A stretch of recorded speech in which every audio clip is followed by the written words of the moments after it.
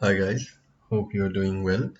So I've been thinking about making a video on best way to buy a laptop in 2021, especially in India. Before we go into that, let's see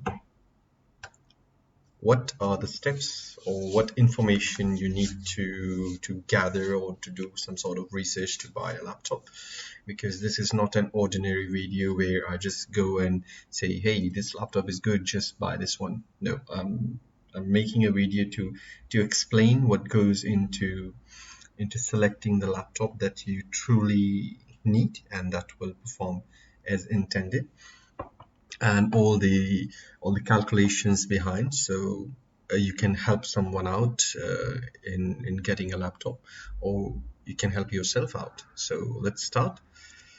Okay, so this is what it looks like. So you need to have a good overview of all these components. We will start with the processor, we will talk about graphic cards, we will talk about screen, we will talk about build quality, battery, price, storage, memory, I/O and connection, and other specifications. So don't get scared. It looks like it looks like a web. It looks like a lot, but don't worry, it's very simple. Stick with me, and in few minutes it will be easy. Okay. So let's talk about processor. So the processor is basically your main computing power, the brains of your device. And currently in market we have AMD and Intel. They have been fighting for decades, not including the Apple MacBooks or iMacs in this one. It's purely based on Windows, so we will be only talking about AMD and Intel variants. So currently we know that AMD is killing the competition and Intel is yet to come up with something that can bring it back to the competition. So we are more or less going to be inclined towards getting an AMD processor, preferably a 4800H or 4800HS. The difference between 4800H and 4800HS is this is like a mobile unit, so it's more power efficient, and this one is, well, a bit more power hungry compared to this. Other than that, there is only a fraction of difference for the speed, which you can always check by, well, going to Google to the rescue. So you can always type, let's say, AMD Ryzen 4800H. What is 4800HS? Okay, so notebook check. This is usually where I go and use a benchmark. We can open these tabs and see what does it say. Okay, so this is clocked at 2.9 gigahertz up to 4.2, again 2.9 goes up to 4.2, 35 watt, and this is, it doesn't say how much watt it takes, but we go to the full text. Yeah, 35 watt default and therefore 10 watt less, so it's 35 to 54 watt, and this is 35 watt. And so from 45 to 35 it's only 10 watt less, so rest of it is same.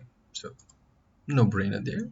If you're looking for a large laptop, then maybe it's the thing for you. Point to be noted, it's slightly expensive, this one. Okay, so we know that what processor does, but the question is, how many cores do you need? Like, how much cores do you really need? You need to understand that most of the softwares, they don't utilize multiple cores. For example, if you want to know how much cores does AutoCAD use,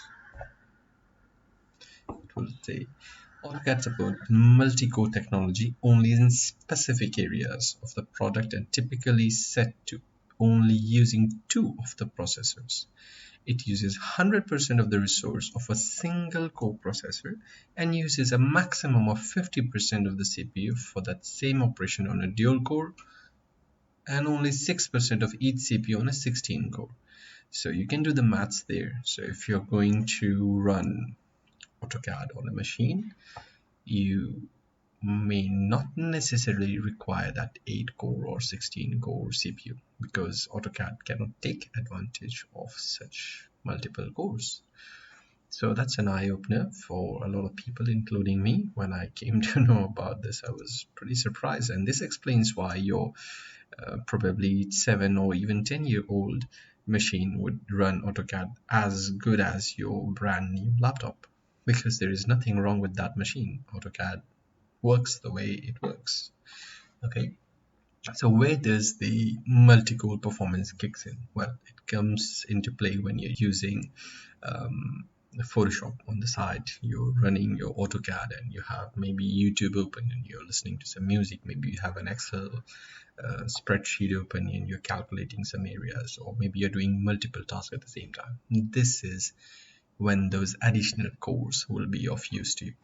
Otherwise, they're just sitting there doing nothing. Alright, so now we know what the processor is and how many cores you can actually use.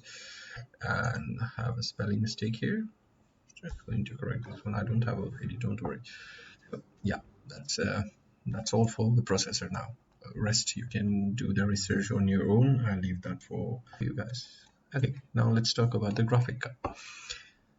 Now we have again two big market players. We have AMD and Nvidia. For laptop market, currently Nvidia is still winning the battle in a way or another.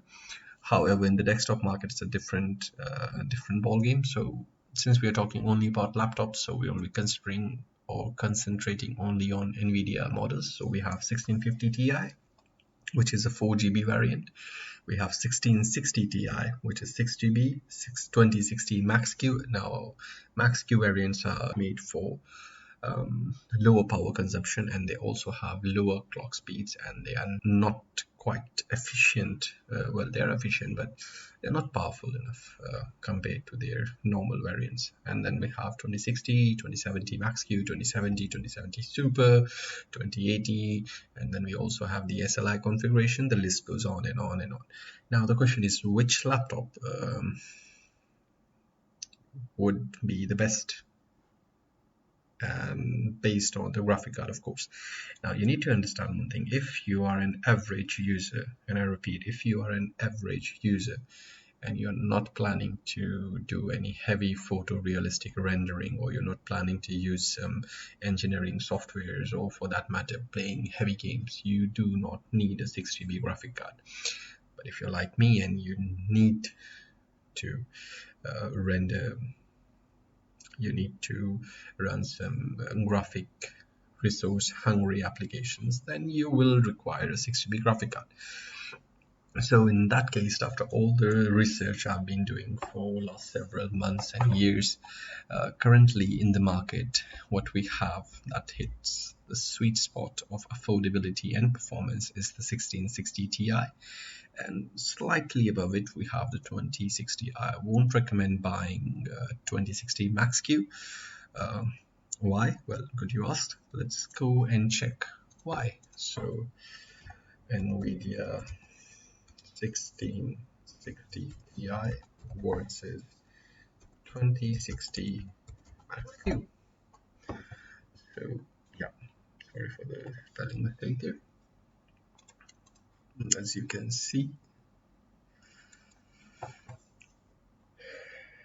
okay, now when you're going to compare, you will notice that 2060 Max-Q has got 25% more shader units, but base clock, this one is higher, boost clock, this one is higher, memory clock, this one is higher, memory size is exactly the same, total graphics power, this is going to use 80 watts because of course Max-Q low power, and DirectX version is the same, technology is the same, RTX capabilities, yes, you have RTX capabilities in 2060, whereas in this one you don't have it.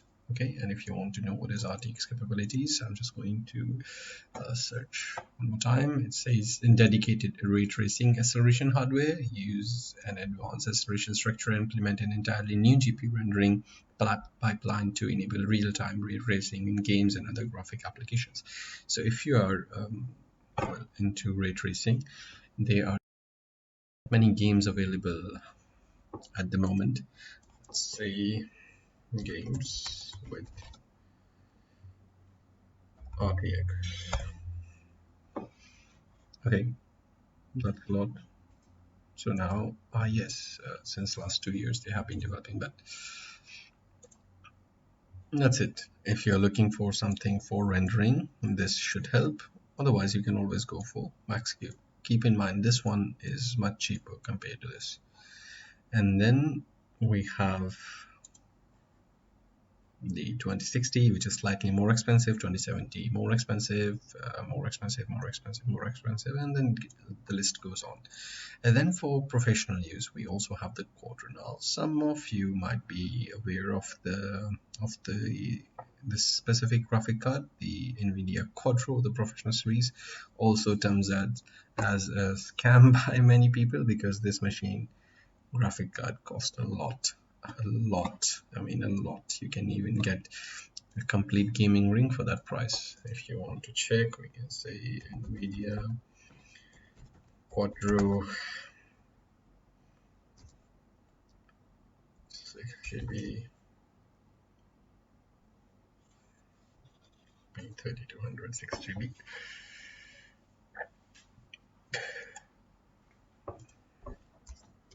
price. Okay. NVIDIA Quadro P3200 6GB DDR5 video graphic card. This machine is going to cost this much. That's a lot. And then you have this. I'm not sure if this is correct or not, but I'm just going to click on the link to check, because that is expensive. Okay, beyond the seller location, but video card, it's costing a fortune there. Alright, but you got the point, it's expensive. Now, let's move to the screen. Size is really important. If you are, again, working on drawings, whether you're drawing for an apartment or you're doing some mechanical, electrical, or any engineering work, and you would like to have that real estate of maximum possible screen that doesn't kill your back while you're carrying your laptop, so you are looking for that sweet spot, which is 15.6 inches. You can also find 16-inch laptops, quite a rare breed there, but if you get the nice configuration, it hits the spot, then why not? And then we are looking at resolution, so anything less than 1080p, it's not worth it. And don't go for 4K unless you're really into 4K, because it takes a lot of battery, and well, battery matters, especially for laptops. So unless you're into 4K, go for just a regular full HD screens. They're pretty neat. And you need to check the brightness. Yes, this is important. Anything less than 300 nits, and you're probably not going to be able to look at it during the daytime when you're sitting outside, or let's say too close to the window. The screen will be dark, so you will need something like 350 nits. The frequency or the refresh rate, this is a spelling wrong word placement here. So the refresh rate, you should be considering 144 Hertz if you're going into gaming thing, but if you're going to have 4K resolution, then 60 Hertz is okay, or 120 Hertz is also fine, but 144 Hertz and beyond that, it's really sweet for gaming. Now, color accuracy, this is where most of the laptops, and I mean most of the laptops, well, 7 out of 10 laptops, they suck at this. The screens, they have good resolution, they're bright, refresh rate is good, but they're poor in color accuracy. So especially when you're doing some content creation, or let's say you're doing something on Photoshop or Illustrator for that matter, and you want to get it printed, so what you're drawing or you're creating on your screen, it's never going to be remotely close to what you're going to get as a printout. So this is where it matters. So if you're into that, or you want something which is color accurate so you can rely on it, so when you print you don't get like a huge surprise. So definitely go for color accurate screens. Now you have RGB and you have Adobe sRGB, you have Pantone certified screens. If you're going to get 100% RGB, good. 100% sRGB, even better, more expensive. Pantone certified, best, but again really expensive. Now let's move to the build quality. Build quality is more of a feature that you can really compromise on in few areas. I mean, as long as it's durable, it doesn't look like too cheap, and it's made of plastic, you can deal with it. But if it looks like cheap and doesn't look stable, and it feels like it's fragile, or it's made from, you know, some sort of I don't know, maybe some sort of crazy plastic material that's just going to break in your hand, it's a deal breaker. Then we have the CNC aluminum, the carbon fiber, and other kind of stuff, which is like premium finish, top of the line, and expensive stuff. So you need to make your choice. What are you looking for? If you're a business person and looks really matter to you, so of course you would like to go for a premium look and feel, and maybe you don't really care if it has got a dedicated graphic card or not. Yeah, going back to the graphics, sorry, I'm just missing this one. There are two types of graphics. You have integrated graphic card and you have the dedicated graphic card. Integrated graphics is basically just like your Intel UHD, just to run, you know, just videos and stuff, but you cannot do gaming on it. You cannot do, or you don't get really good graphic capability with that. That's why you need to have dedicated graphic cards. All the stuff, this is the dedicated graphic card section here. Okay, moving back to build quality. So this is where you can decide whether you would be okay with the plastic finish, as long as it looks good, feels good, and doesn't look like it's going to break tomorrow. And which brings us to the next one, which is the battery. Now, battery is really important. You would want your laptop to at least last like 3-4 hours, but keep in mind, the more graphic power your laptop holds, the less the battery is going to last. So you have to make sure you have that balance of graphic power and the battery. Okay, and never ever run heavy graphic applications or games on a battery unless you want to ruin your machine. So battery capacity, we have 48 watt hours, 60 watt hours, 72 watt hours, 90 watt hours, and 99 watt hours. And most of the configuration receive in India are 48 watt hours, sometimes 60 watt hours.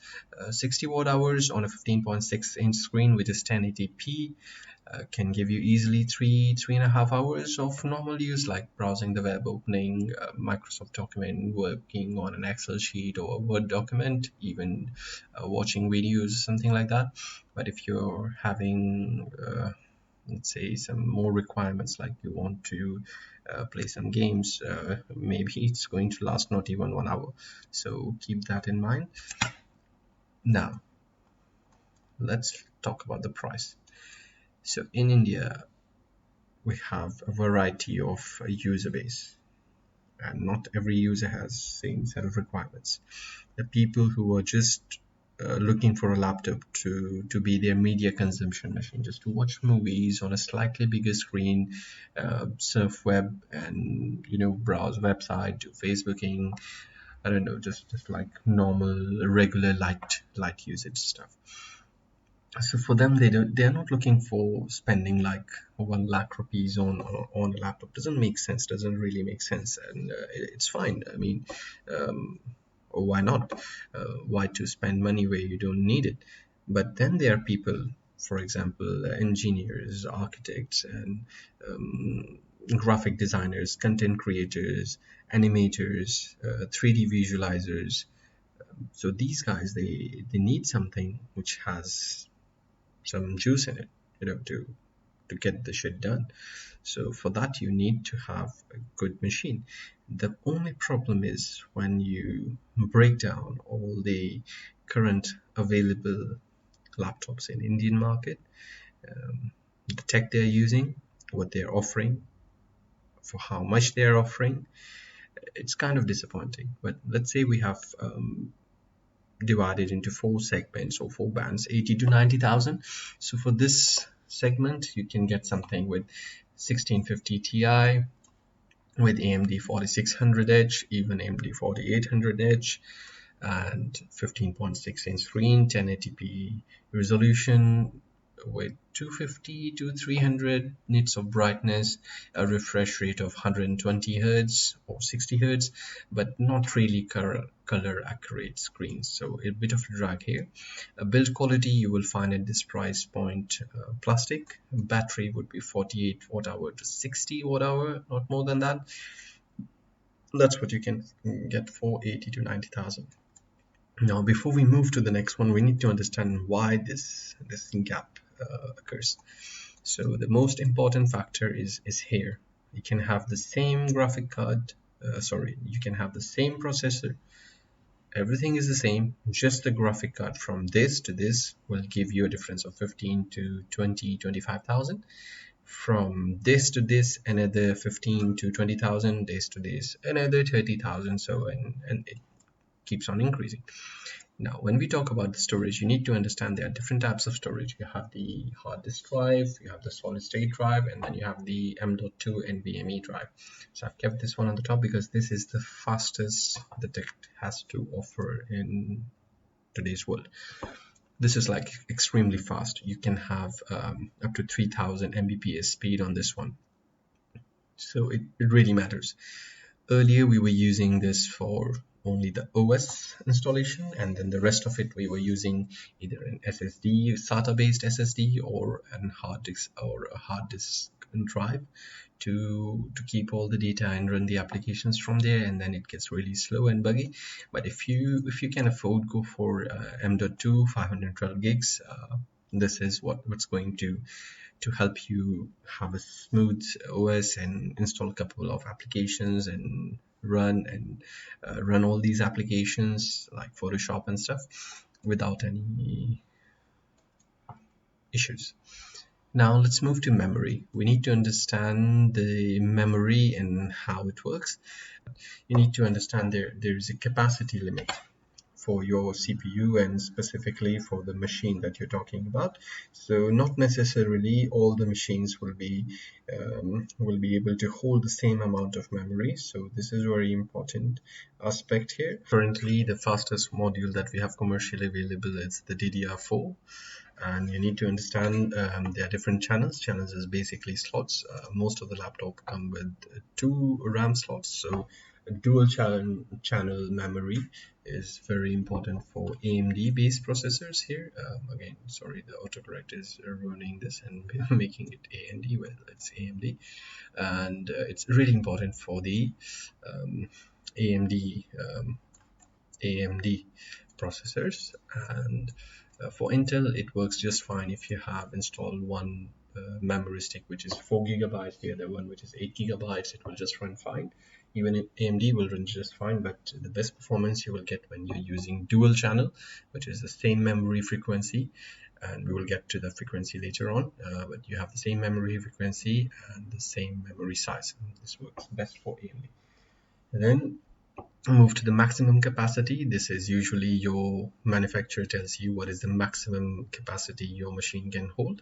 So most of the machines can hold now up to 16, some can hold 32, some can even hold 64, and some can hold even 128.